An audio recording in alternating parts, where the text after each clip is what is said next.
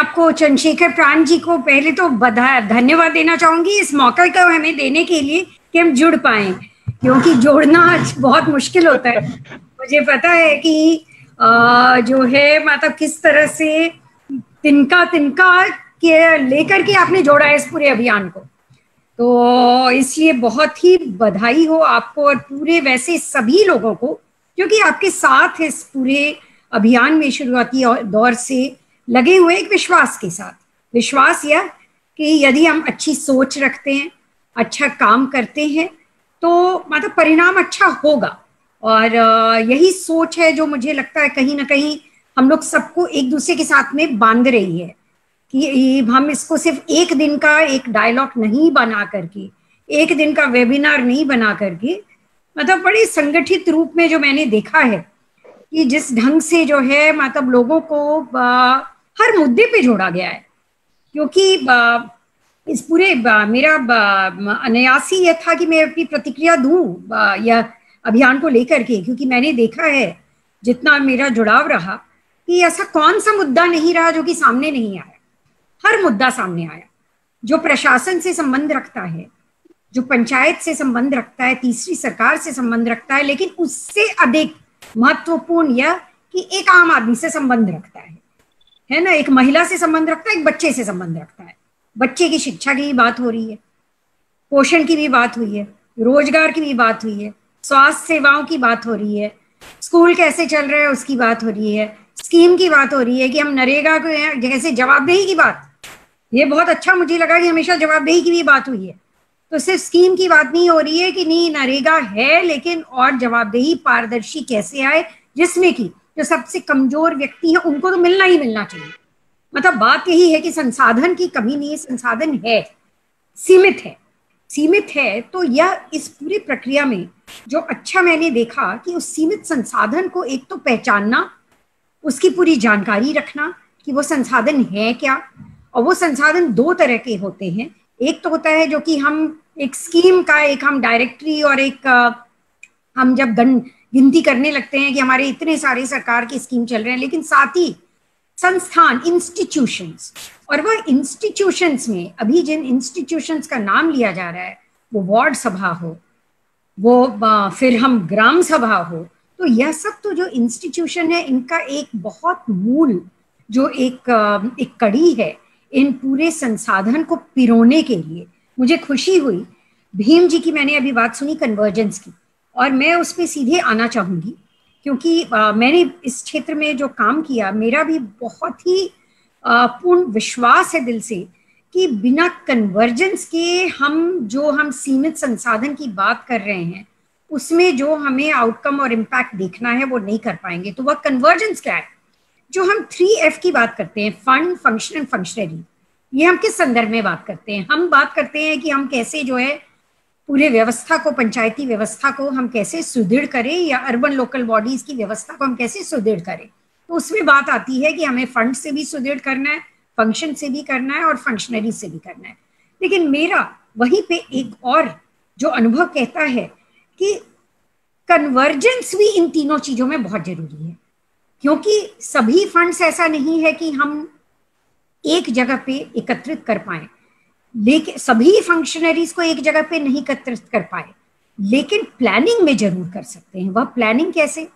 आज कोरोना के इस विकट समय में जो हम लोगों ने देखा कि एक एक जॉइंट टीम जब बन करके जाती थी, वह जॉइंट टीम में जब आशा भी है, आंगनवाड़ी वर्कर भी है, वो ANM भी है, वो अगर शहरी क्षेत्र में देखें तो DBC जो मलेरिया और वेक्टर बॉर्न डिजीज वाला जो कर्मचारी होता है, चिकनगुनिया ये इसमें, तो वो भी अपना मतलब ये पहले सब अलग अलग जाते थे। तो जब यह परिणाम हुआ कि एक साथ मिलकर के जाएंगे, एक साथ प्लानिंग करेंगे ताकि किसी घर को नहीं छोड़ेंगे और एक तरह का कॉमन मैसेज करेंगे। आपने यह देखा होगा कि जैसे कोरोना के समय मैसेजिंग में बड़ी समानता थी, शुरू में उतनी समानता नहीं थी, लेकिन शायद इस तरह के जो प्रयास हैं आपस में जुड़ने का, संवाद का, तो इस तरह के सभी प्रयास से ये बड़ा मतलब सफल रहा कि एक कॉमन मैसेजिंग। नहीं तो हम लोग जो देखते हैं कि नहीं, एक बड़ी संख्या में जो दिखते हैं लोग अभी भी मास्क पहन रहे हैं, वो डिस्टेंसिंग की बात कर रहे हैं, प्रिकॉशन की बात कर रहे हैं, वो कैसे कर रहे हैं? क्योंकि एक कॉमन मैसेज नीचे तक गया, जमीन तक गया। तो मेरा यह मानना है कि जब हम कन्वर्जेंस की बात कर रहे हैं तो कन्वर्जेंस हमें इंस्टीट्यूशंस का, स्कीम्स का, फंड्स, फंक्शनरी फंक्शंस, तीनों का हमें देखना होगा। अब जैसे कि स्वास्थ्य ये है, आपने किसी ने लिखा, योगेश जी ने बड़ी अच्छी बात लिखी है, यूनिफाइड प्रोसेस। और यही बात जो है, मैं ये कहना चाहती हूँ कि सिर्फ आज नहीं, जो हम कोरोना के समय देख रहे हैं कि भाई हमें दिख रहा है कि कोई विकल्प नहीं है, सभी डिपार्टमेंट को, पुलिस है उसको भी साथ मिलकर के काम करना है। तो अब है कि हमने रिएक्टिव मोड में काम किया, यही अगर हम प्रोएक्टिव मोड में काम करते हैं, प्रोएक्टिव यानी कि किसी ने ये बात कही कि हमें डेटाबेस तैयार करना होगा, नेशनल लेवल डेटाबेस तैयार करना होगा। मेरा यह मानना है कि यह जो डेटाबेस है वो नीचे से ही तैयार हो सकता है, मतलब माइक्रो लेवल डेटाबेस हमें चाहिए, हमें ग्राम स्तर का हमें डेटाबेस चाहिए, और बड़े मतलब वो उसमें पुख्ता हालत में हमें चाहिए। पुख्ता मैं इसलिए कह रही हूँ क्योंकि कई बार जो बहुत सारे डेटाबेस जो बनते हैं, सोशियो इकोनॉमिक कास्ट सेंसस होता है, हमारा सर्वे होता है, और फिर हम कई बार जो सेंसस होता है, हम देखते हैं कि नहीं, चीजें जो है उसमें कहीं ना कहीं वो अधूरापन वो दिखता है। तो वो अधूरापन नहीं है, इस मौके को नहीं खोना है। और डेटाबेस जो हम बनाते हैं, उस डेटाबेस में कमजोर वर्ग की पहचान, उस डेटाबेस को एक डायनेमिक डेटाबेस बनाना। और डायनेमिक डेटाबेस कैसे बनेगा? ये जो फंक्शनरीज हैं जिनकी हम बात कर रहे हैं, उनके इनपुट से ही बनेगा। लेकिन क्या कोई एक फंक्शनरी बना सकता है डेटाबेस को? एक नहीं बना सकता है। तो उसके लिए भी एक सम्मिलित रूप में उस डेटाबेस को बनाना होगा। क्यों? क्योंकि हर स्कीम में तो लोग डेटाबेस बना रहे हैं। नरेगा का एक समृद्ध डेटाबेस बन रहा है, NRLM, मंत्री जी ने जिसकी बात कही, समूह की बात कही कि इतनी करोड़ संख्या में जो महिलाएं हैं समूह में, उनका भी एक डेटाबेस है। लेकिन क्या वह डेटाबेस जो है वो आपस में उन डेटाबेस का कन्वर्जेंस हो रहा है? आईसीडीएस, अब मैं यहाँ पर एक नया कार्यभार देखने वाली हूँ पुनः, जो है आईसीडीएस, और जिसकी बात कल हुई है मन की बात, जिसमें कि प्रधानमंत्री जी ने भी पोषण अभियान की बात कही, वो मेक इन इंडिया में लोकल स्तर पे छोटे छोटे जो घरेलू टॉयज बनते हैं उसकी बात कही।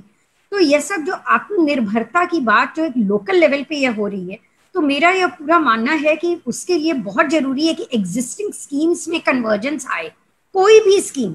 देखिए आज की तारीख में अपने आप में परिपूर्ण नहीं है, और जब तक हमारी पंचायती राज व्यवस्था में हम इस बात को बिल्कुल एक फिलॉसफी और अपने आइडियल अप्रोच और मतलब अपने मानसिकता परिवर्तन के रूप में हम नहीं देख लेंगे कि हम एक स्कीम के लिए काम नहीं कर रहे हैं, हम अगर समग्र विकास, समग्र जिसकी बात हुई कि आत्मनिर्भरता में एक समग्रता आनी जरूरी है ग्राम स्तर पे, वह तभी संभव है जब हम कन्वर्जेंस को सिर्फ हम एक ऑब्जेक्टिव के रूप में नहीं ये करें। हमें क्या करना होगा कि उसको हमें प्रैक्टिकल धरातल पे उतारने के लिए हमें किस चीज का कन्वर्जेंस, कैसे हो वो कन्वर्जेंस, कौन करेगा वह कन्वर्जेंस। अगर बैठक होनी है, लोगों को एक साथ मिलकर के जॉइंट प्लानिंग करना है माइक्रो लेवल पे, किस तारीख को वो बैठक होगी, किस नियमित रूप में कैसे वह बैठक होगी। तो क्या इस तरह का जो मैंडेट है, क्योंकि मंत्रालय इन्वॉल्व है, पूरा प्रतिष्ठान जो इंदिरा गांधी सेंटर, राम बहादुर राय जी और मंत्रालय के ज्वाइंट सेक्रेटरी हैं रूरल डेवलपमेंट, तो ये सब के रूप से जो एक फॉर्मलाइजेशन होना चाहिए,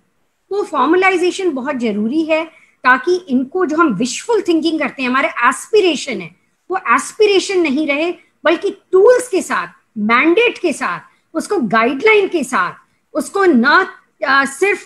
जारी किया जाए, बल्कि मुझे लगता है कि जो ट्रेनिंग हो, ट्रेनिंग, कैपेसिटी बिल्डिंग, जो अपना ह्यूमन रिसोर्स ऑगमेंटेशन, जो संवर्धन होता है, तो उस संवर्धन के लिए जितनी इंस्टीट्यूशन है, किसी ने कहा NIRD और SIRD की जो बात होती है, इन इंस्टीट्यूशन को कन्वर्जेंस इंस्ट्रूमेंट पे कैंपेन्स तैयार करने होंगे, रिसोर्स पर्सन्स तैयार करने होंगे, और उसके बाद कंठस्थ कराना होगा उन टूल्स को, और उसके बाद जवाबदेही की बात होती है। क्योंकि देखिए आज की तारीख में हम सिर्फ जवाबदेही करते हैं, टूल्स जो है ना नहीं है। मैंने आंगनवाड़ी वर्कर को ही देखा है, अब उसको इतने सारे रजिस्टर भरने पड़ते थे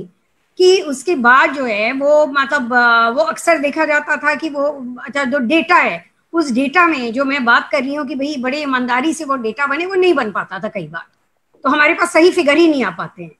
तो सही फिगर आने का ये भी है कि भाई वह टूल, साधन, संसाधन, उसकी प्रैक्टिस, उसको प्रैक्टिकली देखा जाए, पायलट के रूप में देखा जाए कि क्या वह कार्य करने में, जो कार्य बोला जा रहा है, वह उतना संसाधन लोकल लेवल पे उसके पास क्या है, क्या हमने उसको एक टैबलेट दिया है। तो इस तरह का टेक्नोलॉजी का भी जब हम प्रयोग करने की बात करते हैं तो टेक्नोलॉजी में हार्डवेयर, सॉफ्टवेयर, ट्रेनिंग, ये सब की बहुत ही अहम भूमिका है। हम आईटी कनेक्ट तो हम गांव गांव तक और ग्राम पंचायत तक हम लेकर के आ जाएंगे, लेकिन उस कनेक्ट के साथ उसको इस्तेमाल कैसे करना है उस पे हमें जो है बहुत ही माइक्रो लेवल पे फिर हमें जाना पड़ेगा, ताकि उसका पूरा का पूरा जो लाभ है वो हम पूरे पंचायती व्यवस्था के साथ में मिलकर के उस लाभ को हम लोगों के साथ स्कीम के साथ जोड़ सके। तो भाई साहब मैं पुनः बहुत बहुत बधाई देती हूँ चंद्रशेखर प्राण जी को, और आगे की बात जो है